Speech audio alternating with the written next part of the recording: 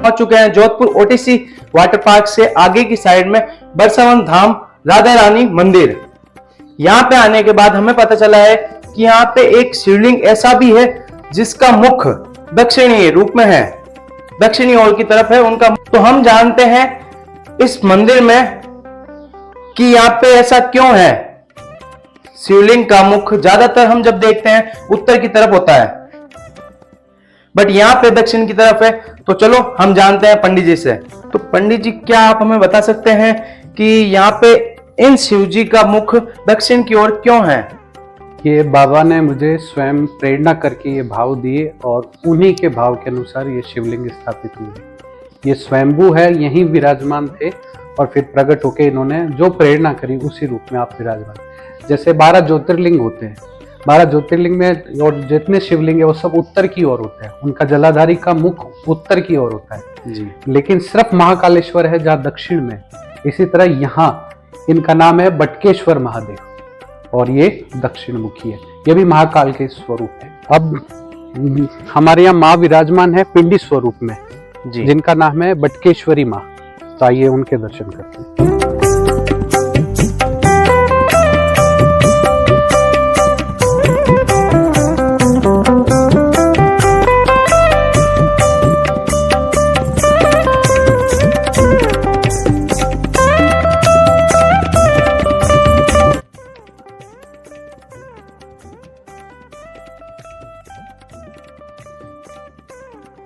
तो पंडित जी, क्या आप हमें इन माता के बारे में बता सकते हैं? बिल्कुल जी।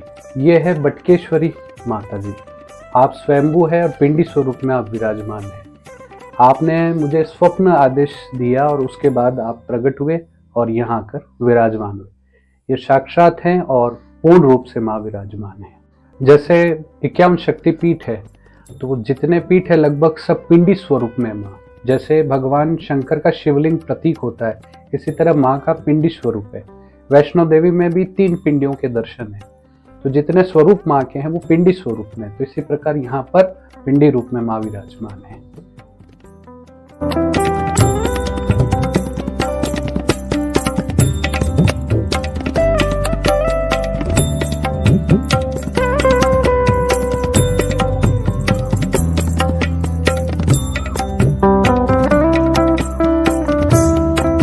तो पंडित जी, क्या आप हमें इन राधा रानी के बारे में बता सकते हैं, ये अकेले क्यों हैं? अकेले इसलिए है, वृंदावन में 3 उपासना होती है। एक होती जुगल जोड़ी, जैसे राधा कृष्ण की जी। एक होती है जैसे गोपियों ने कृष्ण की एकांतिक भक्ति कृष्ण की, ऐसे ही राधा एकांतिक भक्ति होती है। तो इसलिए यहाँ पर राधा रानी अकेले विराजमान, और आपने ही मुझे ये भाव दिए, उसी भाव से आप विराजमान हैं।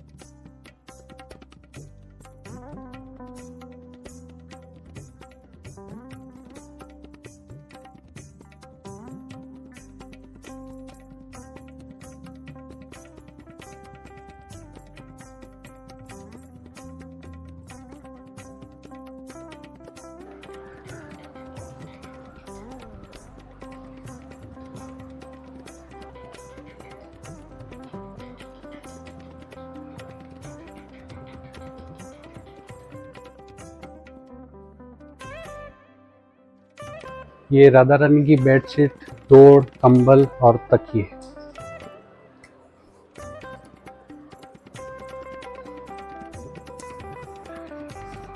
ये राधा रानी के डियो परफ्यूम जो रुमाल पे लगाते हैं, ये उनकी अलमारी। ये घूमने की, ये सर्दी और ये गर्मी की। ये गर्मी के कपड़े ये राधा गर्मी रानी जी के। जी। ये सर्दी के नीचे, इसमें कैप भी है हमारे पास बहुत से। ये राधा रानी के श्रृंगार, ये रुमाल और बाकी सब श्रृंगार है। राधा रानी के पर्स,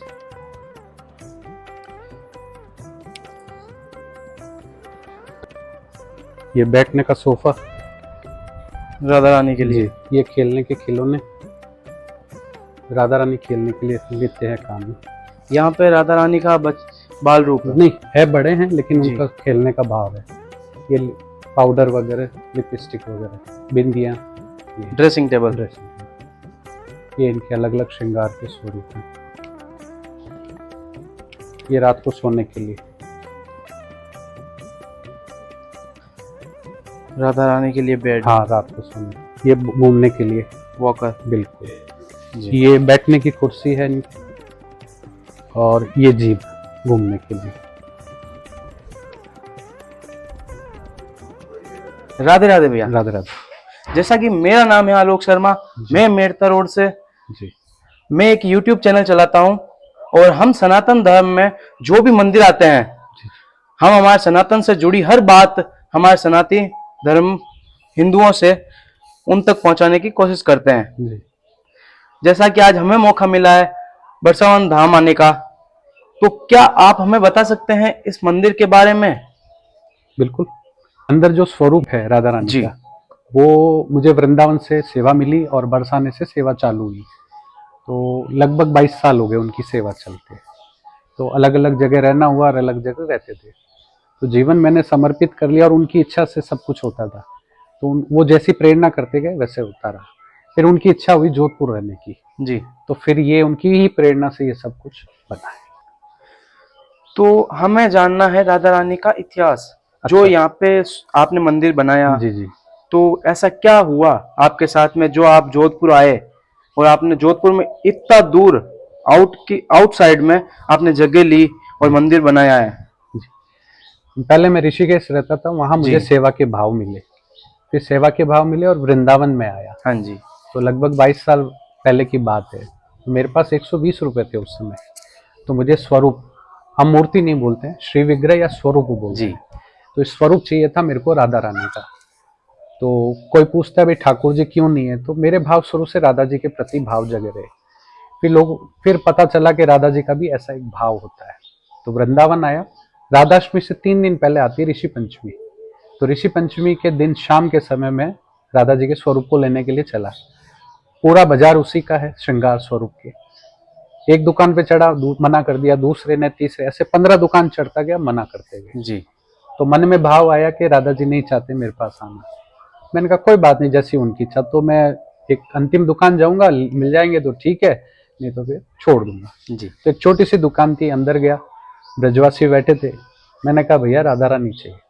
वो बोले केवल राधा रानी? में कहा हाँ। तो वो सहज भाव में बोला काला पसंद नहीं है? तो मैंने कहा नहीं, मेरे भाव राधा जी। बोले आओ बैठो बैठो। उन्होंने बैठा दिया। जो स्वरूप अभी विराजमान है, हाँ ये जी। सबसे ऊपर विराजमान थे उसकी दुकान में। और बोले 10 साल पहले ठाकुर जी को लेके चला गया। तो मैं रोज दुकान खोलता था और इनसे पूछता कहीं जाओगे? तो मेरे को जब मैंने पूछा तो उन्होंने बोला कि मेरा कोई मिलने वाला है, कोई मेरे को लेने आएगा, तो आज आप आ गए। ये जब बात कही तो मेरे को बड़ा आश्चर्य हुआ। मैंने कहा दुकानदार जब कहता है तो कुछ गड़बड़ होती है। तो ये स्वरूप हाथ में दिए, देखने लगा, कोई भाव नहीं थे मेरे उस समय। तो फिर मैंने कहा और दिखाओ। तो उसने कहा और क्यों? तो मैंने कहा कि इसलिए कि पसंद करूंगा। तो दुकानदार फिर बोलता है कि राधा जी ने आपको पसंद कर लिया। फिर मेरे मन में शंका हुई। तो मैंने कहा ऐसा थोड़ी होता है। तो उसने जवाब दिया लेना हो तो यही है, नहीं तो नहीं दूंगा। जी। फिर उसने श्रृंगार विंगार दिया। अब मन में आया पैसे कितने लेगा। फिर पूछा मैंने उससे भाई कितने हुए? तो बोले काय के? तो मैंने कहा भाई ये जो स्वरूप लिया और श्रृंगार का। तो उसने कहा कि जब राधा जी जाने के लिए तैयार है और आप ले जाने के लिए तैयार है, मैं कौन होता हूँ पैसे लेने वाला? तो मेरे को बड़ा आश्चर्य हुआ कि ये दुकानदार कैसे कह सकता है पैसे नहीं लूंगा। मैंने उससे प्रयास किया लेकिन माना नहीं। फिर मैंने कहा ऐसा करो मेरे पास जो है वो रख लो। तो उसने कहा अगर पैसे रखोगे तो मैं नहीं दूंगा। जी। तो मैंने कहा ठीक है जैसी इनकी इच्छा। और मैं स्वरूप को लेकर आ गया। रात भर नींद नहीं आई, सोचा सुबह उसको पैसे देने जाऊं। हाँ। जब उसके दुकान दूसरे दिन सुबह 10 बजे खुलने वाली थी तो मैं दुकान ढूंढने लगा। मैं 4 घंटे घूमता रहा पर दुकान नहीं मिली। हाँ। ये पहला चमत्कार, उनकी पहली लीला। और आज 22 साल तक ये सब कुछ उनकी लीला, ये जो कुछ भी है सब उन्हीं की लीला है। ये है राधा रानी का भाव। और ये जगह भी उन्होंने ही पसंद की और उन्होंने ही ली। जैसा कि आपने हमें बताया था कि शिवलिंग यहीं पे स्वयंभू प्रकट हुए थे, जी जी। तो आपको कैसे पता चला था उन शिवलिंग के बारे में? शिवलिंग का ऐसे पता चला था कि एक बार स्वप्न में कोई प्रेरणा हुई मुझे जी। शिवलिंग की। तो यह जब बन रहा था तो ये पूरा पहाड़ी इलाका था। हाँ जी। और जब ये दीवार बन रही थी तो दीवार के पास में स्वरूप थे। तो सब काम चला, सारे पत्थर हटे, सिर्फ ये स्वरूप नहीं हटा। फिर उसके बाद प्लास्टर हुआ तो उस समय मैं यही मौजूद था। तो कारीगर वगैरह बोले कि इनको हटा देते हैं। तो 5-6 जने मेरे सामने लगे थे और वो हटाने लगे, लेकिन वो हटे नहीं। तो इस तरह इनका भाव था। और मुझे उस समय भी समझ में नहीं आया। फिर 1-2 जने और भैया आए, उन्होंने भी कहा हटाने के लिए, तो हटे नहीं। जी। फिर जब मुझे प्रेरणा हुई और मैंने उनसे प्रार्थना की आप मुझे बताओ स्वरूप कहाँ है, तब उन्होंने मुझे प्रेरणा की कि वो मैं हूँ। तब मुझे ये भाव मिले कि ये स्वरूप बाबा के हैं। जी। तो फिर उनके बाद बाबा का भाव बना और फिर उन्होंने स्थापना की। तो स्थापना जब करनी थी और स्वरूप को विराजमान करने थे तो तरीका मुझे तो आता नहीं था और मैं भाव से चलता हूँ। तो मैंने उनसे कहा आप मेरे को प्रेरणा करते रहे और मेरे हाथ चलते रहे। तो ये स्वयं बाबा ने प्रेरणा करी और स्वयं दक्षिण मुखी हुए, मेरा इसमें कोई भाव नहीं। तो इस तरह बाबा दक्षिण मुखी हुए। और फिर नाम भी बाबा ने मुझे स्वयं बताया कि बटकेश्वर महादेव के रूप में विराजमान। तो इस तरह आप विराजमान हुए। जी। पंडित जी, क्या आप हमें बता सकते हैं अगर कोई बाहर से दूर दूर दराज से अगर कोई यात्री यहाँ पे आना चाहते हैं जी। तो वो कैसे आ पाएंगे? आप किसी से भी जोधपुर में पूछेंगे दईजर, जी। तो कोई भी आपको रास्ता बता देगा। वैसे ये ओसिया रोड पड़ती है, अच्छा। जोधपुर से लगभग 22 किलोमीटर है। हाँ जी। तो आप किसी से भी पूछेंगे दईजर जाना है, तो दईजर में है आटिया नाला। इस जगह का नाम आटिया नाला है। इस जी। नाले की व्यवस्था पीछे से एक नदी के रूप में नाला निकलता है, तो ये आड़ा टेढ़ा चलता है, इसलिए आटिया नाला। आटिया नाला। ठीक है, तो आप कहीं पे भी आके दईजर में पूछेंगे आटिया नाला में श्री राधा रानी का मंदिर, या आप किसी से पूछे बरसावन धाम कहाँ है, आपको कोई भी बताएगा। दूसरा और है, अगर आप गूगल पे सर्च करेंगे श्री राधा रानी मंदिर दईजर जोधपुर, जैसे ही टाइप करेंगे आपको यहाँ की लोकेशन आ जाएगी। आप नेविगेशन ऑन करेंगे, आपको इस गेट तक अपना गूगल लेके आएगा। और अगर अपना कोई इंस्टा पेज हो? हाँ, बरसावन धाम के नाम से, बरसावन धाम से अपना यूट्यूब इंस्टाग्राम भी पेज है, जी, इंस्टा भी है, और फेसबुक। यहाँ पे आरती कौन कौन से टाइम पे होती है, क्या आप हमें बता सकते हैं? आरती माँ की और बाबा की होती है जी। राधा रानी आरती नहीं करवाते। अब कई लोग प्रश्न पूछते हैं कि राधा रानी आरती क्यों नहीं करवाते हैं? तो राधा रानी का मेरा एक भाव बता देता हूँ आपको कि जब जी। स्वरूप मिले थे तो मेरे ये भाव थे कि मंदिरों में ठाकुर जी को 5 बजे उठा देते हैं। हाँ। फिर जो नित्य कर्म होते हैं, फिर सुलाना खालाना पिलाना, जो भी उनका नित्य कर्म है, तो मेरे ऐसे भाव है कि अगर उनकी सोने की इच्छा हुई तो ऐसे भाव थे। तो मैंने राधा रानी को प्रार्थना करी कि आप मुझे प्रेरणा करना, मैं वैसी सेवा करूंगा। तो उन्होंने वो मुझे जो जो बताते गए, जैसे जैसे भाव देते गए, तो सेवा वैसे होते गए। तो इन्होंने कभी मुझे आरती के लिए नहीं कहा, फिर भी मैंने प्रयास किया तो इन्होंने नहीं करवाई। तो इसलिए हमारी राधा रानी की नहीं होती, लेकिन माँ और बाबा की आरती होती है, जो लगभग सुबह करीब 6:15 साढ़े 6 बजे होती है। 6:15 से 6:30 के हाँ, बीच। वो पहले माँ की होती है, फिर बाबा की होती है जी। और लगभग शाम को 8:30 बजे होती है माँ और बाबा की। और जैसा कि शिवालय में हम अंदर जाना चाहते हैं जी। तो, या फिर कोई भी मंदिर में प्रवेश करता है तो कोई ड्रेस? बाकी तो सब जगह आप दर्शन कर सकते हैं, लेकिन जहाँ बाबा का स्थापना हुई है वहाँ प्रेरणा ये हुई है कि आप उस दरवाजे के आगे बिना धोती में नहीं कर सकते, और माताओं बहनों का निषेध है उस जगह पे। बाकी कहीं पे भी आप दर्शन करें, अगर पुरुष जाता है तो धोती पहनकर ही वहां जा सकते हैं, और पूजा महिलाओं के लिए निषेध है, अंदर जाना मना है। बाकी सब जगह दर्शन कर सकते हैं, बाबा के वहां जाना अंदर मना है, बाहर से दर्शन हो सकते हैं। तो पंडित जी, जैसा कि हम मंदिर में प्रवेश करते हैं तो हमें एक अलग से सुकून की अनुभूति होती है। बिल्कुल। और हमने यहाँ पे एक चीज नोटिस की, हमें बरसाना वृंदावन में जो दिव्यता महसूस होती है, वैसा यहाँ पे कैसे हो रहा है? ये इसका सबसे बड़ा प्रमाण है कि आप साक्षात विराजमान हैं। जी। तो जैसे ब्रज जिसको कहते हैं, जिसमें वृंदावन, बरसाना, गोवर्धन सब आते हैं, वो ब्रज भगवान के वैकुंठ से आया हुआ है। भगवान ने स्वयं निर्मित किया और यहाँ धरती पे विराजमान है, इसलिए ब्रज 84 कोस की बड़ी महत्ता। हाँ। ठीक है। और आपने सबसे बड़ा सुना होगा निधिवन। निधिवन रात को नहीं रुक सकता। उसका कारण क्या है कि वहाँ दिव्यता इतनी है कि वो जीव उसको सहन नहीं कर सकता। उसी तरह यहाँ राधा रानी स्वयं आनंद लेती है। तो यहाँ की विशेषता ये है कि आप जैसे ही दरवाजे से प्रवेश करेंगे आपको वो दिव्य अनुभूति और दिव्यता महसूस होगी। तो और विशेषता यहाँ, जैसे वृंदावन निधिवन में पौधे टेढ़े आड़े सब तरह से सीधे नहीं है और नीचे की ओर चल रहे हैं, इसी तरह यहाँ पर राधा रानी की कृपा से कोई भी पेड़ सीधा नहीं है और उनकी डालियां नीचे झुकी हुई है। वो आप देख सकते हैं कितने ही पेड़ है जो ऐसा नीचे, जबकि पेड़ तो ऊपर चढ़ते हैं। तो ये विशेषता है, तो इनकी कृपा है। मतलब राधा रानी का प्रेम बिल्कुल, बहुत यहाँ आपको महसूस हो गया। हाँ जी। ये वो तो हमें आनंद की अनुभूति प्रवेश करती हो जाती है। आप कई लोग आते हैं जो दरवाजे में घुसते ही जो वृंदावन गए हुए हैं, हाँ, वो यही शब्द बोलते हैं कि वृंदावन ही है। और एक विशेषता, जैसे ये पीछे पहाड़ है, ये पूरा पहाड़ी था, तो वहां पे भी पहाड़ पे विराजमान है।